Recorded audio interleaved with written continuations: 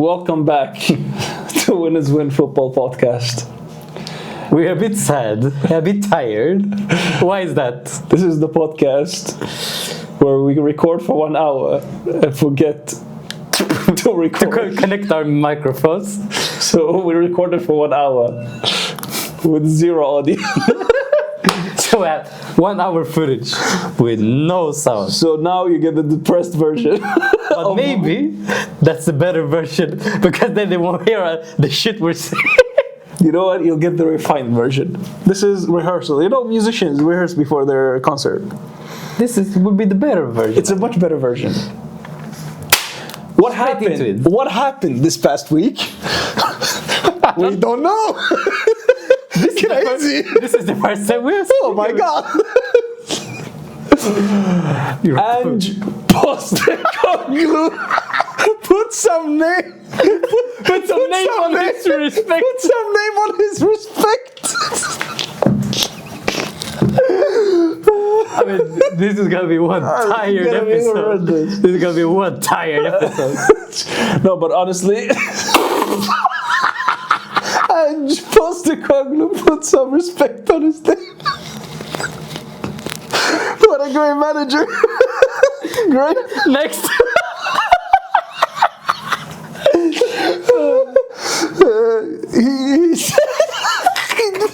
He walked the walk and he talked the talk. Oh Lord. This is what you're gonna get. This is the episode. This is what you get. Unfortunately, maybe we should put up the clips where we talk. There's no audio instead of it. But you know what? Has a manager ever done that in history? Like, you know, been backed up against a corner and then actually, you know, delivered. I don't care. At this point, no. Okay, yeah. Let's do this. We are professionals here. We are professionals. We actually made money from this podcast. Not much. We won't say how much, but we have 7 cents to be precise. Thank you to that one guy that donated on TikTok. The Norwegian dude. Thank you. Okay, I'm not mad at the result. No. Even though it's Tottenham winning. Yeah. Because of the quote. Because the way Ange said it. Yeah. It's incredible. To say I win in my second season while being the Spurs manager is crazy. And the way he said it. Yeah. So authoritative, so confident. Tottenham are known. It's the history of the Tottenham. You know they bottle. They don't win anything. That's what they're known for in the football world. And while it's not, he said that while winning. Yeah. He said that while losing. They were down. They were down and down bad. Yeah. Like they were like, do you take it back that you always say that you win titles? He said like, I don't usually win titles in my second season. I always win titles. It takes some, you know, cojones to say that. And just a random thing. I like him. I forgot to talk about it last pod. You get some new exclusive. Oh wow! Whoa! Crazy! You know, he was the manager of Australia in the World Cup when they played in the World Cup last time. Yeah, and Ange was the manager then. And he beat Son in the Asia Cup. Exactly. 2014-15. And then now he wins a trophy with him. That's quite nice. You know what? Full circle. If there is one guy you would feel happy for, it's Son. No. He's cute. Nah, you know what he is, Son? Yeah. He is like, he has the image of being a good guy, but deep down, he is a good guy. He's even worse. No, South Koreans are always nice. Shout outs to my best friends. Shout out soy sauce. Soy sauce. No, soy. Her name is that. Chuang Kim as well. But good game. Sorry, no, it wasn't. It was horrible. Probably one of the worst European finals we will ever see. This can't be football. It has to be something else. But you know, I like this. You know why? Because the first time I saw Conference League, obviously it wasn't great quality, but you could see for the lower teams, it was a great show for them. It was a great opportunity to play in Europe and get European trophies. Yeah. Now, before we had the Champions League team, such a dickhead. No, I'm genuine. Yeah. Go on. That is such a backhanded compliment. But okay, look at you, Gordon. Now they played Chelsea. Probably one of the biggest games in history. No, it's nice. It's a good occasion. For smaller clubs to win a trophy.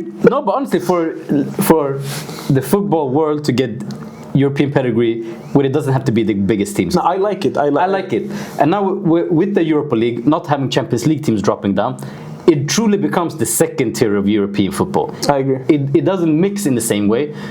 Of course, the quality won't be as good, but you still have the second tier and small teams like Spurs coming. No, but we said it in the last podcast, so let's say it again. So let's just say it again. I think this is a really good season for Spurs. If I was a Spurs fan, I would feel euphoria. I envy what they are feeling now. As a Real Madrid supporter, I don't envy. Would say I envy Tottenham. I don't envy. You heard it here first. I don't envy Tottenham. No, we end it here. I envy the feeling that they are feeling currently, because I haven't felt that in a long time, since last season. And then you have Crystal Palace, 130 years of nothing. They win one FA Cup. No, but that, the more you suffer, the better it feels. But most people who watch Crystal Palace, they're not alive anymore. They just suffered. They didn't see the trophy. Oh, it's so horrendous. Oh my God. Imagine people died without seeing Tottenham win a trophy. Nah, probably not 17 years. Okay, but Crystal Palace, most people probably ever. If you say the most amount of time people supported Crystal Palace, they've never seen them win a trophy. It's quite sad. I think R.I.P. to the Crystal Palace fans that have Crystal Palace has that one. But for me, we're such dickheads because we talked about the tifo last week. The Palace tifo with the fans and everything, and now we're laughing at it. Oh we're the worst. We are horrendous. We are horrendous. Okay, no shit. We're shadow banned on TikTok. We're shadow banned. This is not who we truly are. No. We are tired. We are fatigued. This is dark humor, based on dark times that we are currently going through. Having to do this again. But Mickey van de Ven, iconic. I can't believe you have to do this again. No, but Mickey van de Ven, I like. That's one of those, it's like John Terry save versus Barcelona in the semi-final when they won the Champions League. It is for them. Hey, Spurs fans, go at him. Please. He's being and also a fan. Dude, my crime. But you have to admit it has to be nice. It feels for nice. Sure. Yeah, I would have loved to. When we were in Europa League, I would have loved us to win it, but we failed. Well done, Tottenham. You did what we couldn't do. Yeah, I mean, they did better than Barcelona. Yeah, Barcelona went on in the Europa League. And comment of the week.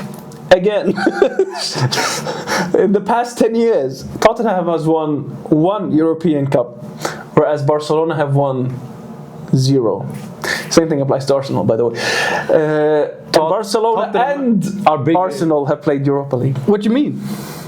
You played Europa League. You reached the Europa League final. We won 2 Champions League. What do you mean? Oh, yeah. Women. Females. Arsenal winning beat Barcelona females. Oh, no.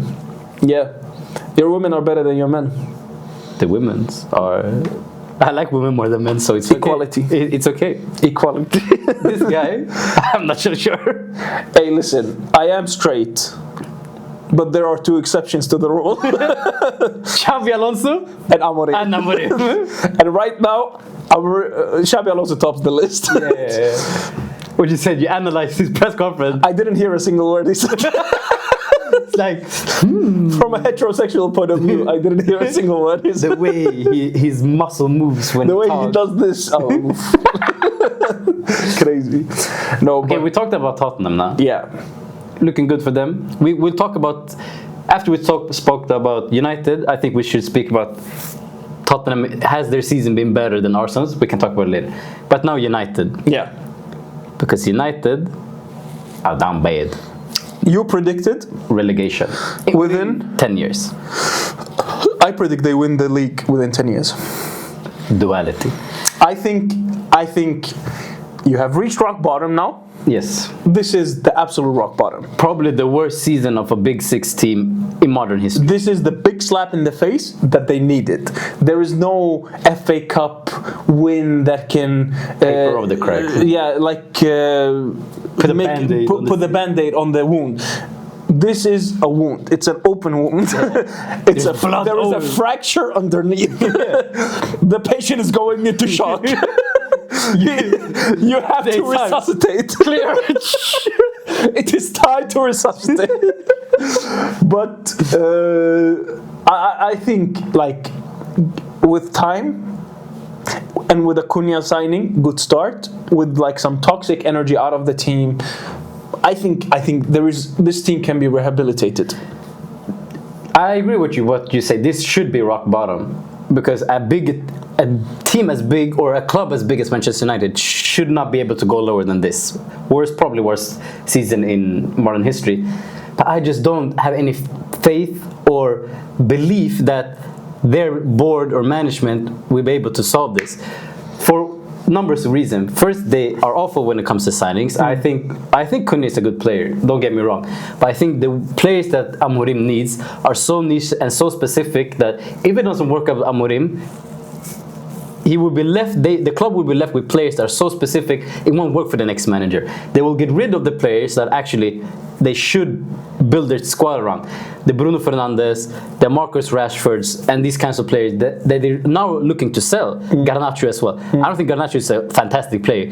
I think he's a good enough player to get them to the next level at this moment in time. And now they're looking at, after Europa League final, they're looking at sacking people working within the club. They were not even going to have trophy parade if they were winning it.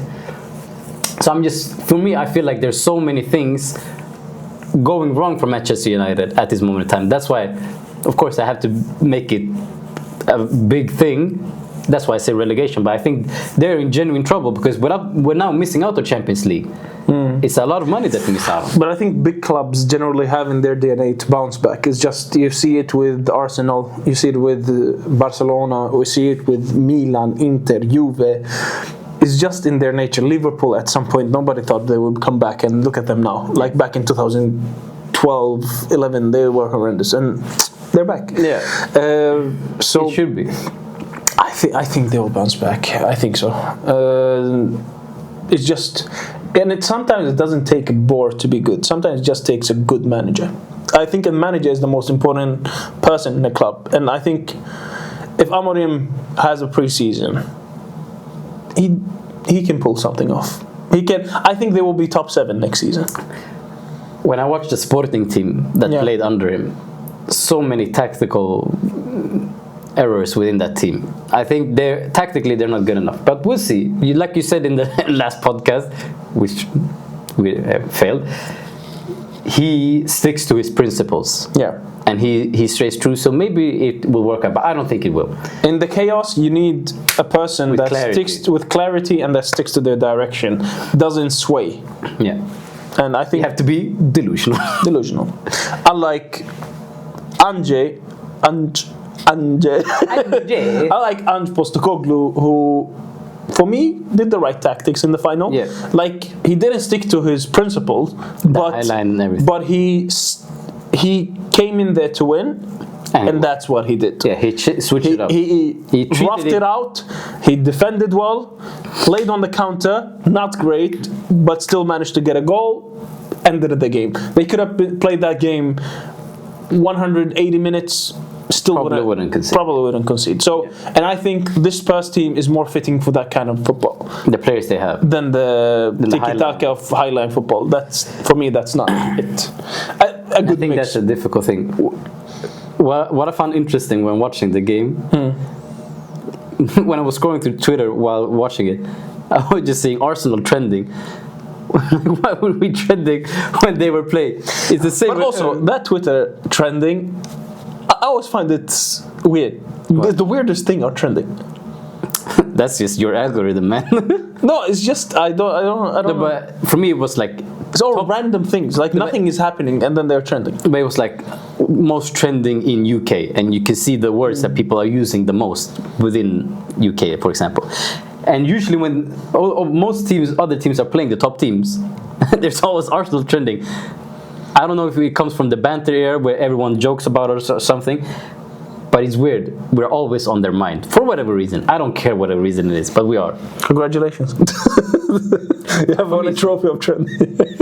We are the trendsetters. Yeah. But talking about Twitter, there's another Twitter account that fell this season. First, we lost. Has Mbappe scored a free kick? R.I.P. R.I.P. to a fallen soldier. Now we lost another one. Days since Tottenham last won a trophy. I think it was. That's also a website. No. There was a countdown. There was one for Arsenal and for Tottenham. I'm not sure, probably. Yeah. But I think they were up to like 6,200 or something. And you know, as soon as they won the trophy, he posted like a picture of like, time to relax finally. This guy's been going at it for years. Yeah. R.I.P. to him. No, but I'm happy for Tottenham fans. They deserve it. They've been through a lot. So much. Yeah, I'm not mad at the result either, because for me, I'm happy.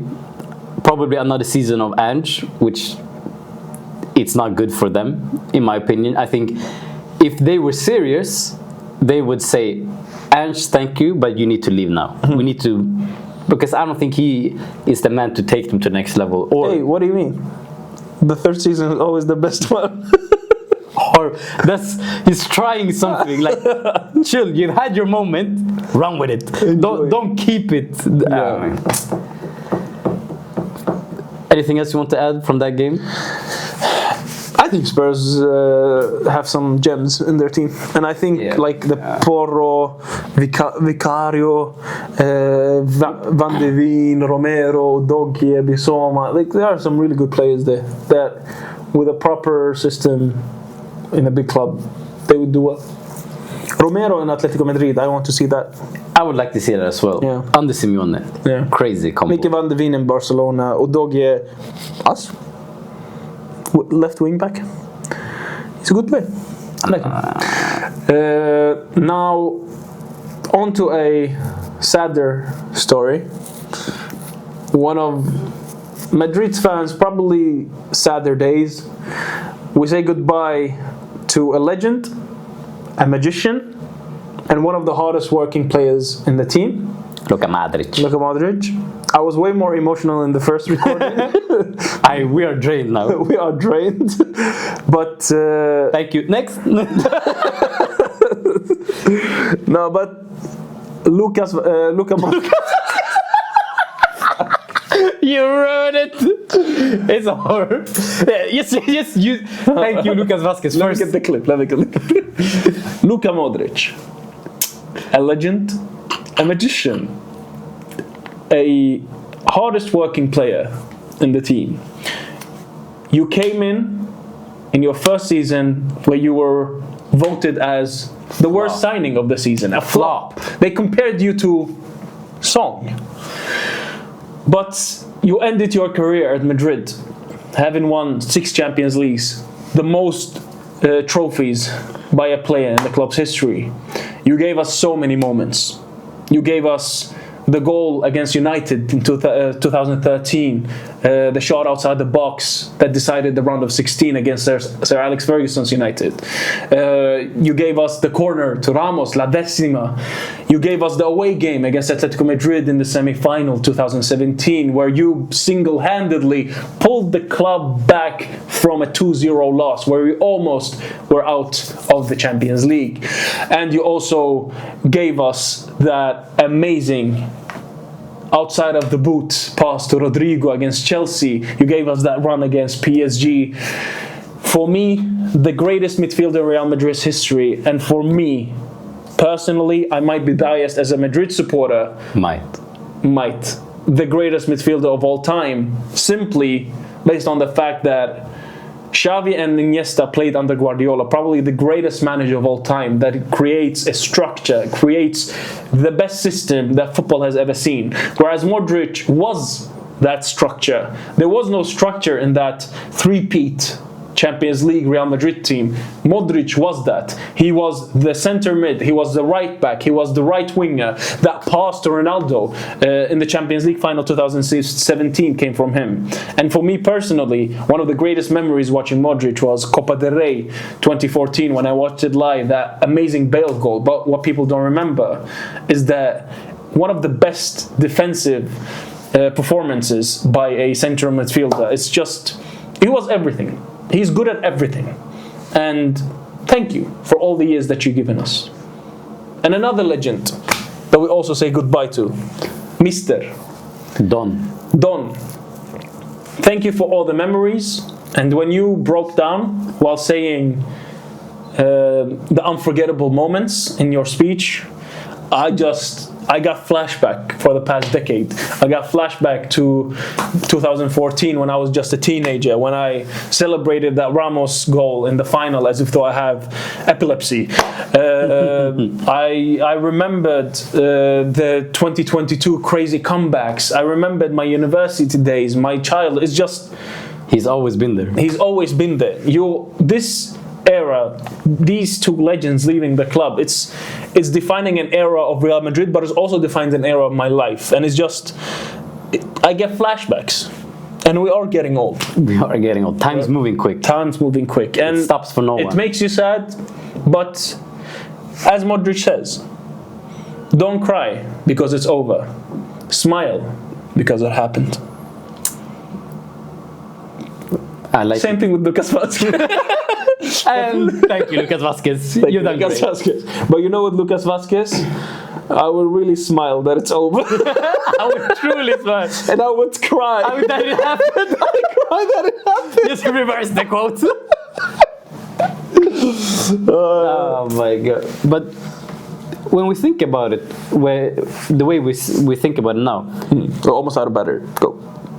When the things that we've seen now, we've seen everything going on with Modric, Ancelotti, everything. You have to truly be in the moment and appreciate what is in front of you. Because as soon it's gonna be over. Like you have to look at the situation that you're at, the players that you have, the club you're in, and truly appreciate for what it is. That's why I know we haven't won anything this season. I think this has been a horrible season, but we still appreciate the players for what they've given me in these moments and the memories. Even though it's not all good, they've still given me things, and you have to appreciate it. Honestly, when you beat us, that's a great memory. And for me, it doesn't even have to be a big memory like that. It's just moments like when Saka came back and scored his goal on his comeback after injury. Miles Lewis Kelly's first goal, 1 year this season. The small things that come from this season, you have to appreciate it for what they are, truly. And at the end of the day, football is about emotions. Football is about an escape from reality and the entertainment of it. And we thank these legends because they provide the best escape. This was a very deep podcast. This podcast, you know what it's been like? It's been like this. Up and down. Kind of like Tottenham. Now on to another roller coaster of a season. The ending of the Premier League. Was always going to be drama going into the last week because there were Champions League spots up for grabs. But boy, oh boy, did we get drama. Because of the situation with Aston Villa. Care for the comments? I won't talk about the referees. Amazing refereeing. Thank you. Next. Villa scammed. You know, they were, I don't know how many seasons ago it was, they were on track to get relegated. The opposition team, I think, was Sheffield United or Wednesday United. They scored a goal. You can see from the side of the ball was in, but the camera thing that checks the goal line, it didn't work. So the goal didn't count. They narrowly escaped relegation because of it. And now they are a Champions League club or whatever. So Villa fans, don't complain too much. It is what it is. You take some, you lose some. But this is what I mean with refereeing. It always comes back and forth. Unless it's Arsenal, unfortunately. But wait, that means we're going to get some crazy refereeing in for 10 years. We're going to get great refereeing decisions for us. Like against us in the quarterfinal. Congratulations. achievement. Villa, big problem. You said Spurs are a good team to pick players from. Villa are also a good one. Yeah. What else from Premier League? Spurs, most... Henry's assist record will never be beaten. Cursed. It's a curse. For sure, cursed. Salah, curse. Salah had 3 months. Curse. Ozil had 5 assists, half a season. De Bruyne could only match it. Yeah. Cursed. Salah, fantastic season. Well done. Thank you very much. Thank you, Sol. And Liverpool, what a celebration. I saw the celebration. You know, you said last time that they were not a big club. I think this past week they have proven. Yeah, they put their cojones on the table. They bought probably the most interesting player in the market right now in Wirtz. They brought probably one of the best right backs other than Trent in the market. The attacking fullback. Frimpong. And then Kirkesh, and they renewed with Salah, Van Dijk. They, you know what? They ended up respecting Alexander-Arnold. They gave him the farewell that he deserved. Yep. I love how Klopp came out and defended him. I love the pass that he made to Darwin Nunez. I would love to see that. You will see that so many times this season. It's gonna be naughty, especially with a sexy manager like Alonso. Not the sexy boy. Naughty team. Naughty FC. Another sexy boy. Scott McTominay. No, on to the sexiest of them all. The ginger. Is he a ginger? I guess. McTominay. You know what? The reason that he's underrated, he's ginger. He's ginger. Otherwise, he would have been as good as Bellingham. If he would look like, if they switched appearance, I swear McTominay would play in Real Madrid. McTominay would win the Ballon d'Or. Agreed. First time we agree on something. First it was Maradona, then it was Quaradonna, and then it was McTomadonna. McDonaldonna. But what a goal! Zlatan-esque. Yeah, for sure. McTominay, Ibrahimovic, yeah. McTominay, yeah. And Lukaku, legend of the game of Serie A. Of Serie.